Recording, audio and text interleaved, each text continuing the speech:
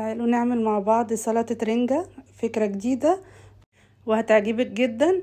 نحطها بقى على السفرة كده ونزين بها السفرة، تبقى حاجة جديدة جنب الفسيخ، جنب الملوحة وجنب الحاجات ديت. احنا داخل علينا العيد وداخل علينا شم النسيم. تعالوا نعرف بسرعة الطريقة ازاي. هنجيب رنجتين وننقيها كبيرة وندوس على ظهرها كده تكون طرية من فوق، لو ناشفة هتكون مالحة شوية معانا. هنمشيها كده على البوتاجاز على النار او نحطها في صينية عشان ما نبهدلش البوتاجاز، ونشيل منها الجلد والشوك ونخليها كويس. وبعد ما خليناها جبنا بصلتين كبار، ضربناهم في الكبة، وطماطميتين بس نشيل منها البذر او العصير اللي جواها عشان بس ما تبقاش فيها سوائل كتير. ونجيب ربع كوباية زيت ومعلقتين خل ومعلقتين طحينة او طحينة حسب ما انتي بتحبي.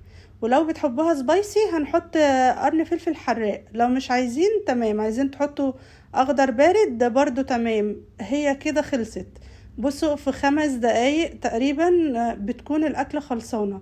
حلوة جدا هتعجبكم وسهلة وسريعة، وفي العيد كده تبقى حاجة حلوة معانا وحاجة جديدة.